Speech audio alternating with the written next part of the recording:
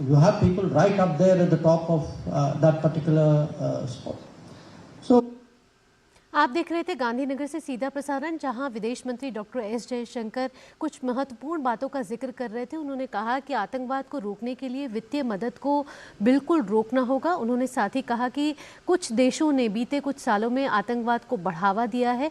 साथ ही उन्होंने G20 के आयोजन को लेकर कहा कि राष्ट्रीय योगदान मिला है पूरे देश भर से G20 को। हालांकि बहुत से देशों ने G20 किया है, लेकिन जिस तरीके से G20 का आयोजन भारत में हुआ है वो बेहतरीन हुआ है। खेल के क्षेत्र में विदेश मंत्री ने कहा कि भारत जो है वो लगातार प्रगति कर रहा है और सरकार ऐसे कई कदम उठा रही है जिससे खेलों को बढ़ावा मिल सके। उन्होंने कहा कि जो भावी पीढ़ी है वो खेलों में लगातार जो है अपनी भागीदारी दे रही है। आइए अब शुरुआत करते रहे एक्सप्रेस 100 से फटाफट खबरों के साथ।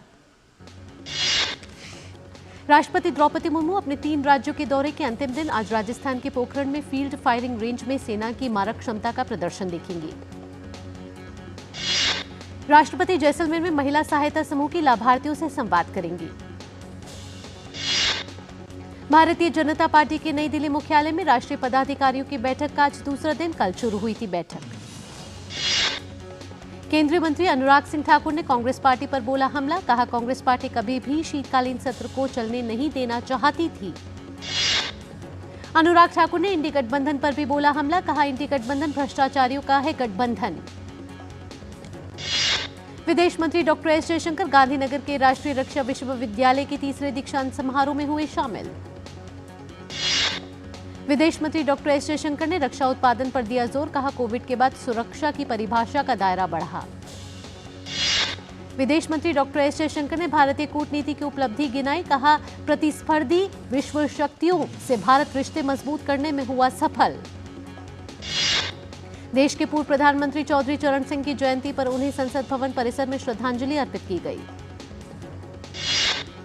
रक्षा मंत्री राजनाथ सिंह ने चौधरी चरण सिंह को नमन किया, कहा उन्होंने आजीवन किसानों, मजदूरों और समाज के अन्य कमजोर वर्गों के कल्याण के लिए काम किया।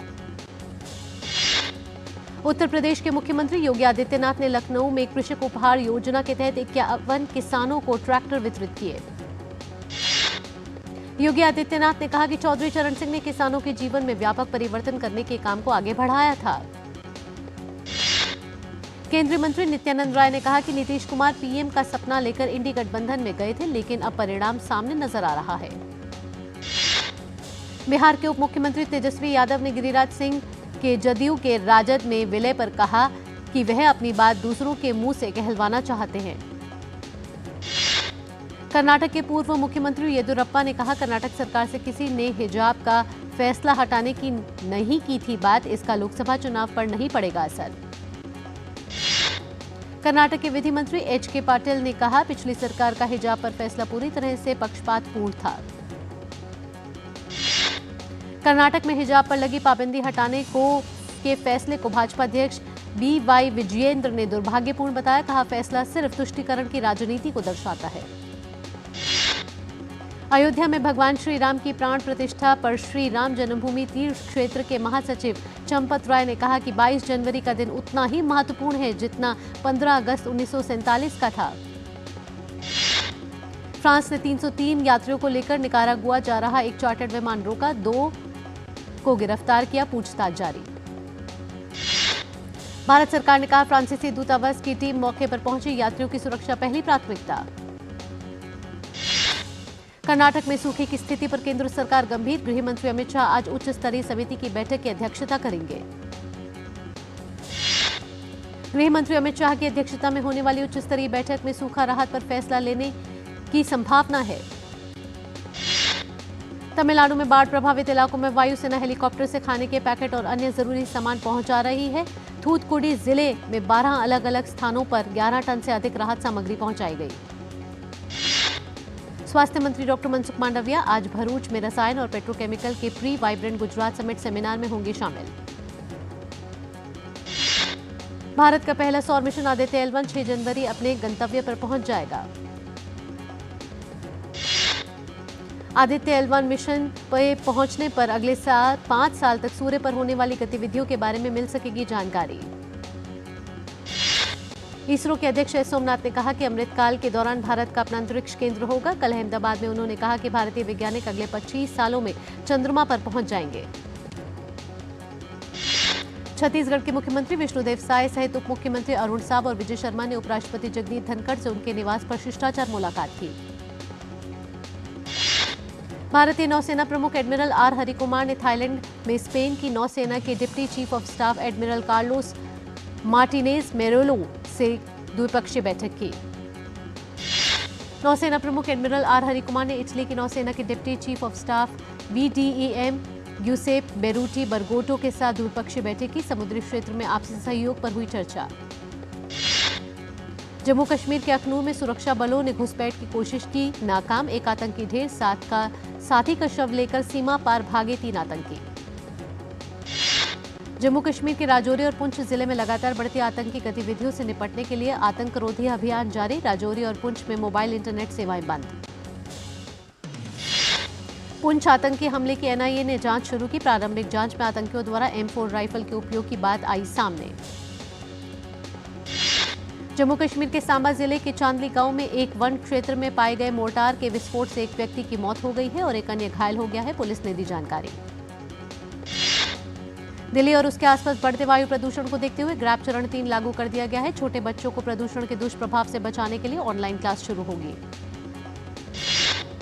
दिल्ली और आसपास के इलाकों में ठंड का कहर जारी। आज सुबह घना कोहरा छाया रहा। दिल्ली के स्कूलों में सर्दी की छुट्टियां 1 जनवरी से शुरू होकर 6 जनवरी तक। निजी स्कूल भी रहेंगे बंद। राष्ट्रीय राजधानी दिल्ली से ज्यादा ठंड राजस्थान में पड़ रही है। राजस्थान के कई जिलों का न्यूनतम तापमान 2 डिग्री के पास दर्ज किया गया। राजस्थान में घोषित हुई सर्दियों की छुट्टियां 24 दिसंबर से 5 जनवरी तक बंद रहेंगे स्कूल। बिहार में राजधानी पटना समेत प्रदेश के मौसम में बदलाव आया है। पूर्वा हवा के कारण पटना सहित 28 शहरों के न्यूनतम तापमान में वृद्धि होने से ठंड में कमी आई है। पहाड़ों पर हो रही लगातार बर्फबारी ने मैदानी इलाकों में सर्दी बढ़ा दी है। मौसम विभाग का अगले 4 दिनों के दौरान कई उत्तर और उत्तर पूर्वी राज्यों में कोहरा रहने का अलर्ट जारी। उत्तर प्रदेश में 31 दिसंबर से सर्दियों की छुट्टियों का ऐलान। 14 जनवरी तक बंद रहेंगे स्कूल। हरियाणा में भी स्कूलों की छुट्टियों की घोषणा कर दी गई है। प्रदेश में स्कूलों की 1 से 15 जनवरी तक छुट्टियां रहने वाली हैं। दिल्ली हाईकोर्ट आज से लेकर 2 जनवरी 2024 तक शीतकालीन छुट्टियों के दौरान जरूरी मामलों की सुनवाई करेगा। पड़ोसी से मारपीट के मामले में आजम खान और उनके बेटे अब्दुल्ला आजम खान की रामपुर की MP MLA कोर्ट में आज होगी पेशी। सीतापुर जेल से लाया गया। दिल्ली पुलिस को संसद सुरक्षा चूक मामले में गिरफ्तार आरोपी महेश कुमावत की 13 दिन की और हिरासत मिली। दिल्ली की अदालत में बॉलीवुड एक्ट्रेस जैकलिन फर्नांडिस की याचिका के जवाब में कथित ठग सुकेश चंद्रशेखर ने एक प्रेस बयान जारी कर कहा कि वे अनदेखे सबूत सामने लाएंगे।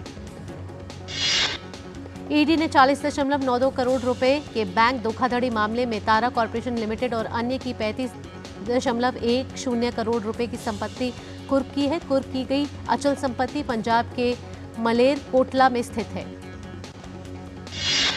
मनी लॉन्ड्रिंग से जुड़े मामले में कांग्रेस सांसद कीर्ति चिदम्बरम ईडी ऑफिस में हुए पेश। 263 चीनी नागरिकों के वीजा में अनियमितता से जुड़ा हुआ है मामला।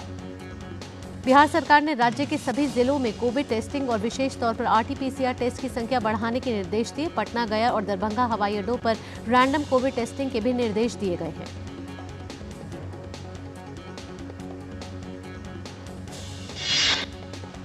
विदेशी मुद्रा भंडार 9.112 अरब डॉलर बढ़कर 615.971 अरब डॉलर हुआ। RBI ने जारी किए आंकड़े।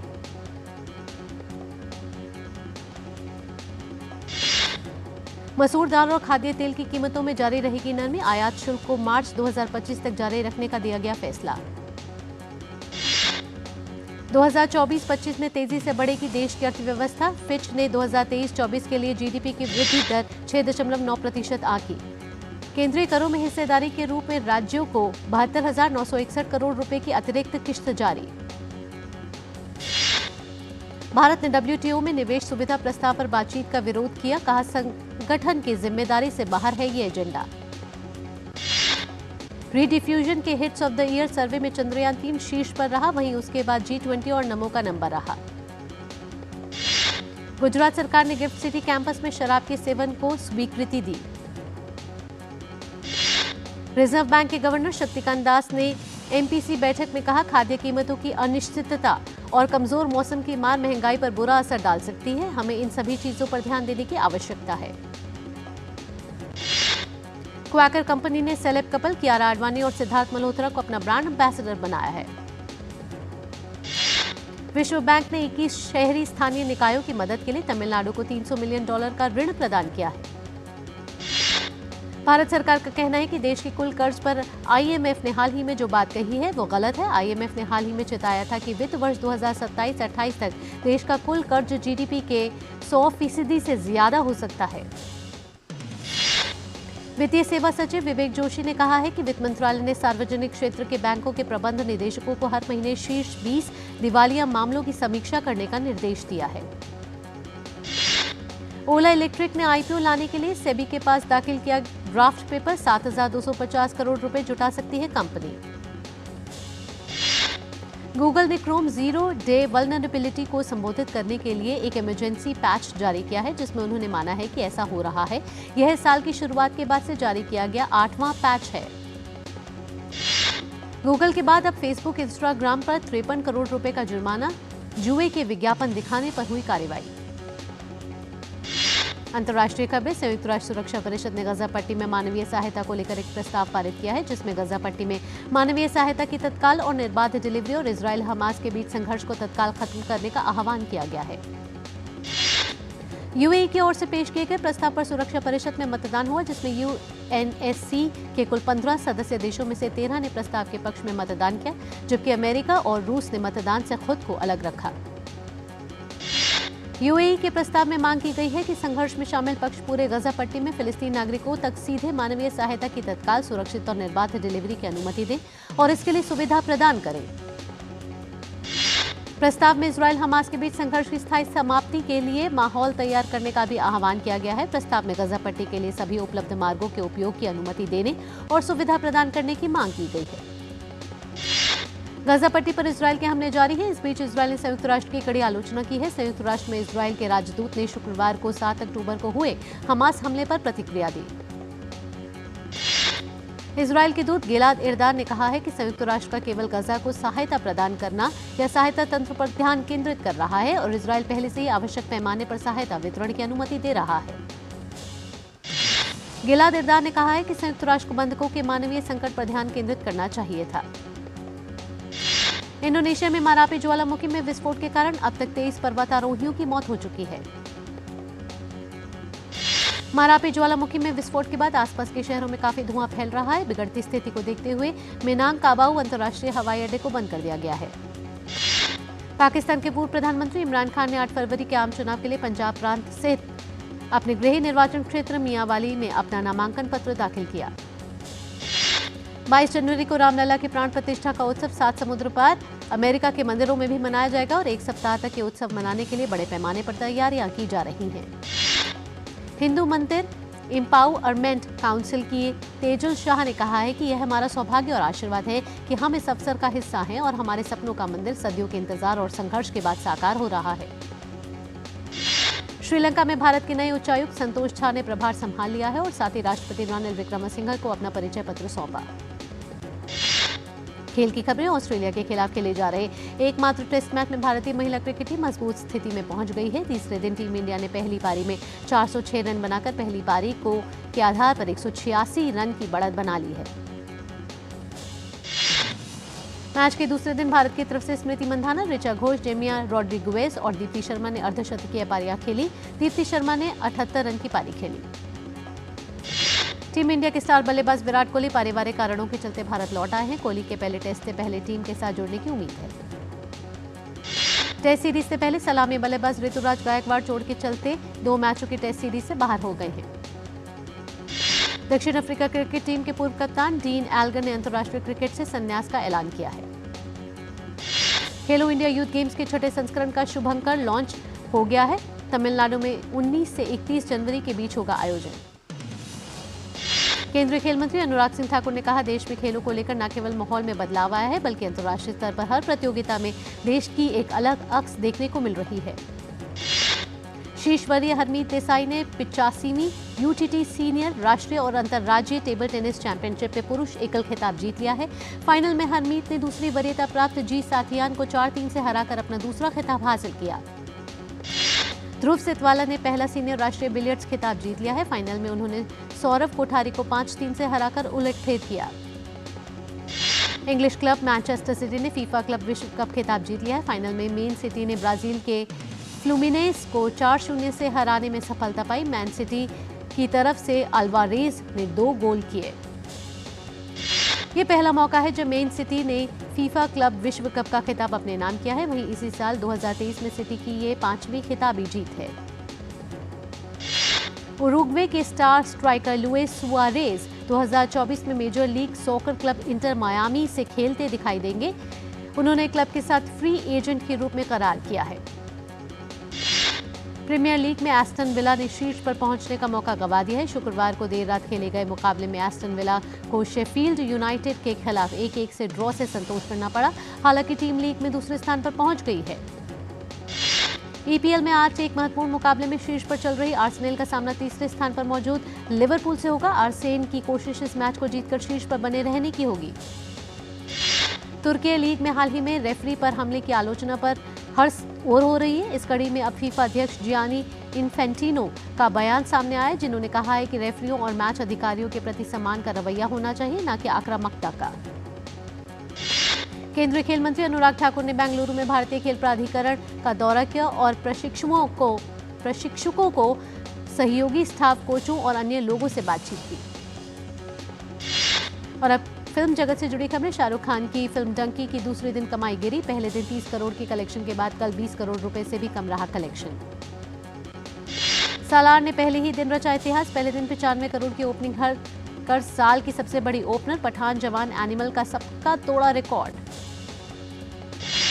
सालार पार्ट 2 का टाइटल हुआ रिवील। सालार पार्ट 2 का टाइटल शौर्यांग पर्व है। बता दें कि शौर्यांग वह कबीला है जिससे प्रभास का किरदार देवा संबंधित है।